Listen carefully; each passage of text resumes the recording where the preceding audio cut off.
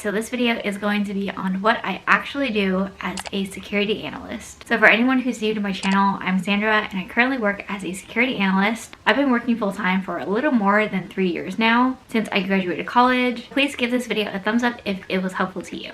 Okay, so one of the biggest things that take up a good chunk of my time throughout the week is going through my team's request inbox. So if you're working as a security analyst, you're likely going to have some form of your job or your day-to-day work come from different requests that come from other teams, maybe from externally, maybe from clients, but it can also be from internal clients like other teams, other developers, maybe even the legal side or the sales side. So there's always going to be different types of requests coming in, and these are the things that you probably can't predict. Your company may have busy periods that are at the end of projects, or it could be busy periods at the end of a quarter. It really depends on the culture of your company and when those strict deadlines are. But typically on a daily basis, when I first log into work, the first thing I check is my team's inbox, not even my own email inbox, but typically my team has some kind of queue that we check, and this is just a collection of all the different requests that come in from other teams or externally that we will review and do some work on. Sometimes these can be really small, like approvals, or sometimes they can be very in-depth things that can take a few days to a few weeks to complete. The type of request varies significantly. It could be some kind of generic alert,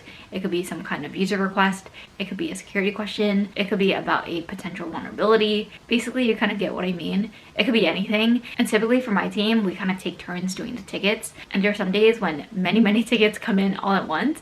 And there are others when it may be a little bit slower. And those are the days that we spend our time more on other things, like our long-term projects, our personal development, which brings me to my next thing, which is long-term projects. So of course, this will probably also depend on the cybersecurity team that you're in and how mature the cybersecurity program is. So for example, at my current team, my short-term projects are technically the inbox requests that come in to my team. Those requests typically take probably less than a week typically.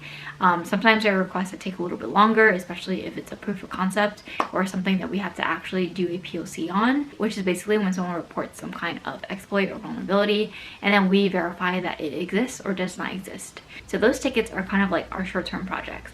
In terms of our long-term projects, these could be things like bringing on a new tool or bringing in a new vendor, or maybe there is some kind of security related process that we are trying to improve. Maybe we're trying to get rid of it, maybe we're trying to move it, or maybe we're trying to adapt it to another team. So these are all things that have multiple to-dos, and there isn't necessarily one ticket that kind of makes this whole thing get done. So these long-term projects are kind of like, I guess you can call them our annual goals. But of course, again, this will change for every company. I'm sure not every company has their security analysts working on an inbox as well as working on long-term projects, or maybe they're kind of split off and maybe more senior engineers or senior analysts work on the long-term projects, and then the level 1 analysts typically work on manning the inbox. So this will all depend on your company and how the structure is set up. But just in my case, that is something that I currently work on. So I have a handful of long-term projects that have a deadline for the end of the year. So that's definitely something I'm working towards right now. But of course, these things aren't things that can get done in a week, even a month. So it really is just a lot of talking to people, checking out different vendors, checking out what technologies we need, looking into how things can integrate into our systems, checking to see if certain tools have the requirements that we actually want. And a lot of that is really just playing around, testing things, working with different teams as well as our existing partners. And honestly, a lot of this stuff is very new to me as someone who came from a much larger company where there would be no way that someone would entrust me with projects that are this big, at least relatively big compared to the projects I was previously working on. I would never be leading any of these initiatives, so I do think that is kind of the beauty of working at a smaller to mid-sized company compared to, you know, a Fortune 50 company that really is kind of already set. And the main tweaks that they'll make is maybe changing up certain processes, tweaking little things, but you're likely not going to be replacing entire vendors all the time compared to a smaller company where you may be doing something like that. So obviously I can't go into the details of my long-term projects, but at a high level, I did explain kind of what I'll be typically doing to get through those projects or make progress on those on a regular basis. But number 3 on this list is reviewing external vulnerabilities and alerts. So this is probably going to be part of everyone's job who is working in cybersecurity, as well as hopefully those who also aren't in cybersecurity but want to have more cybersecurity awareness training. So things like keeping up with the latest cybersecurity news, keeping up with new exploits, learning about new vulnerabilities and alerts. Those are all important things to keep in mind when you're working as a security analyst. For some people, it may be reading one cybersecurity article a day. For some people, it may be batching that information or getting a daily email for the top cybersecurity news out there. For me personally, I have a Feedly, which is basically like an integrated RSS feed, and I basically have all the different blogs and cybersecurity news outlets that I read, and I'm able to view them all on my Feedly app. And I believe I've shared my Feedly extension or the file that gives you all the blogs and news articles that I read. I forget where exactly I posted that. I believe it was in my Patreon, but I think I listed it publicly so anyone can see it. If you can't find it, let me know in the comments and I'll try to dig it up. But yeah, basically I'm able to read all of my favorite cybersecurity news articles and blogs in one place on my Feedly app, and it just combines all the RSS feeds. I'm not gonna lie, I don't read that every single day as much as I used to, because when things get busy, I do feel like keeping up with the latest trends and news is definitely harder, but I do think that it's still very important for your career, and being able to keep up with news is just another big part of being in cybersecurity. So if you're someone who's interested or currently working in cybersecurity, always keep up with the different trends and news articles that are going around, because you never know when one of them might affect your company, and you want to be the first one to know about it rather than your manager or your manager's manager even. So that is another important reason why you want to keep up with the news, because if something did, let's say, affect your company and you don't hear about it until a week later because you're not keeping up with any news outlets in cybersecurity, if it's big enough, you'll probably find out about it. But if you're completely ignoring cybersecurity news in general, then that can definitely be a detriment to your cybersecurity team as well as yourself as a whole, because you don't have as much insight into what the rest of the world is doing outside of your bubble. And something else I spend my time on at work is professional development. So this is definitely something that I feel very privileged to be able to spend my work time on. Both my team and my manager in general are very supportive of personal development, professional growth, and just learning in general, and that's something I'm very grateful for. So for example, when it comes to conferences, courses, doing capture the flags, doing different team events, even starting a book club, these are all things or ideas that my team have brainstormed. So while we are working on our day-to-day projects, our long-term projects, we also have personal development because we want to obviously grow in our careers and also grow our skills for the things that we want to do.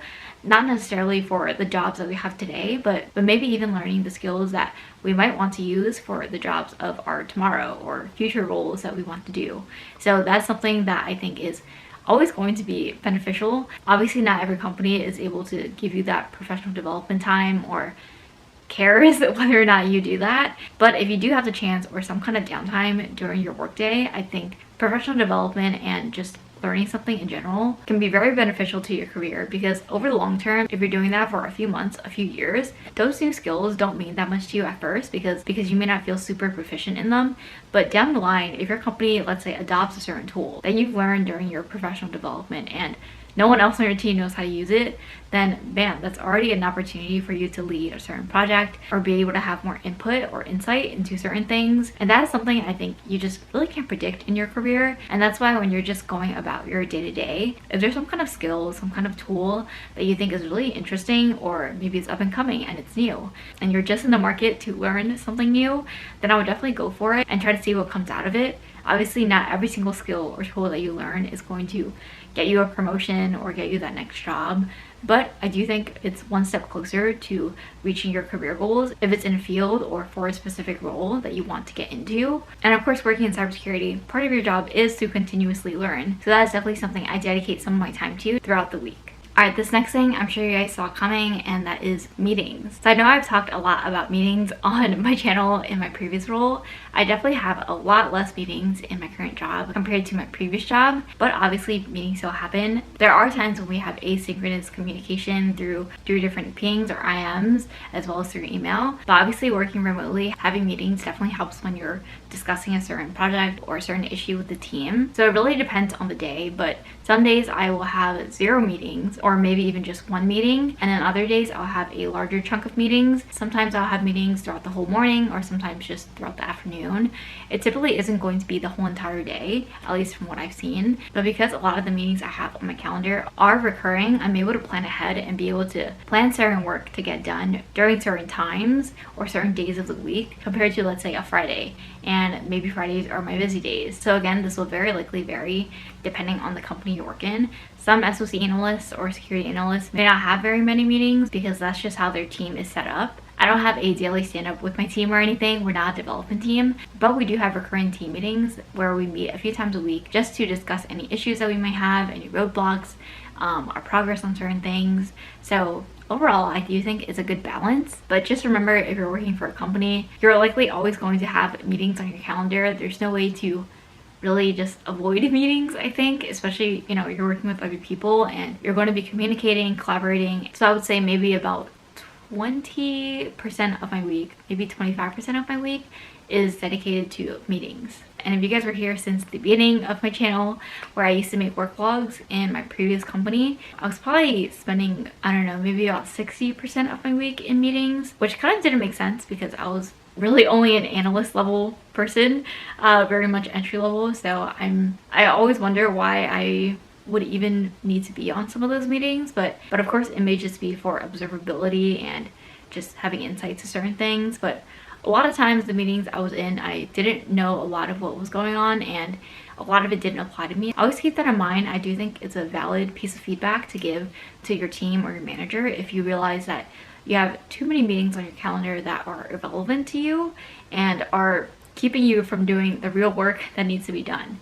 So always a fine balance and a fine line, but I would definitely encourage you to draw that line for yourself when you see that it's being crossed. And the last thing I wanted to discuss is just the fact that part of my job is really just to learn as much about my company's products, especially security wise, as possible. So as a security analyst, let's say there is some kind of exploit in the wild and you're reading up about it and you want to know if it affects your company. So how much digging are you going to have to do over and over again to be able to know if this vulnerability affects your company's products or environment? That's why one of the biggest parts of your job as a security professional is to know as much about your company's environment as possible. For example, if there's some kind of software update for a certain tool with a vulnerability that's being actively exploited in the wild, do you know if your company has that tool? Do you know what teams are using it?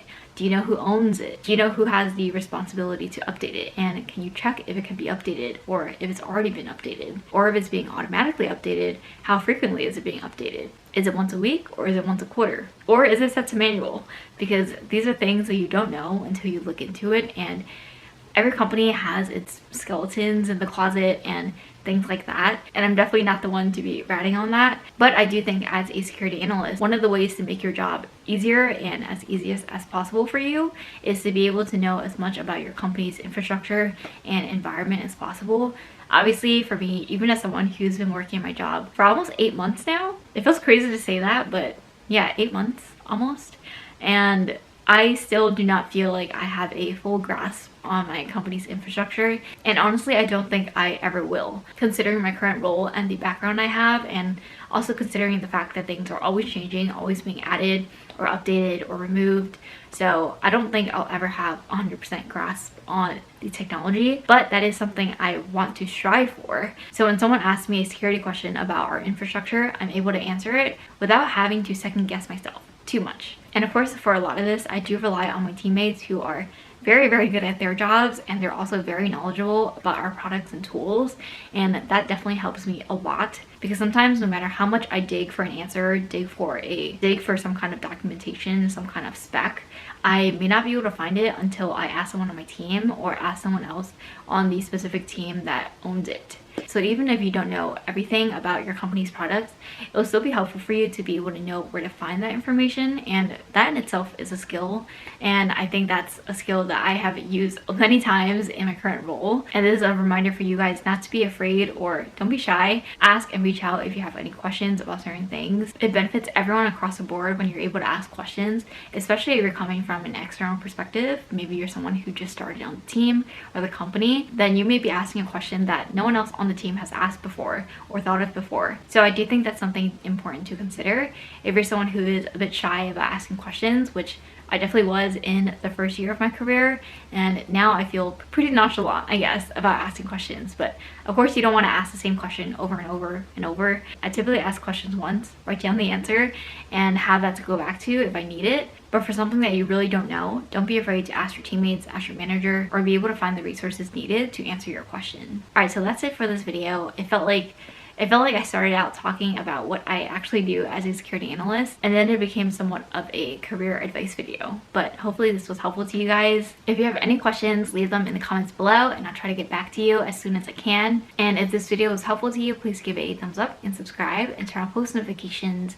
I post videos every Wednesdays and Sundays at 12 p.m. Also, don't forget to check out our Tech Careers podcast as well as Luca's software engineering channel in the description below. I also have a vlog channel that I recently started posting on again. So basically there is a lot of links down there, as well as our Discord channel. Thank you guys again so much for watching, and hopefully I'll see you guys in my next video.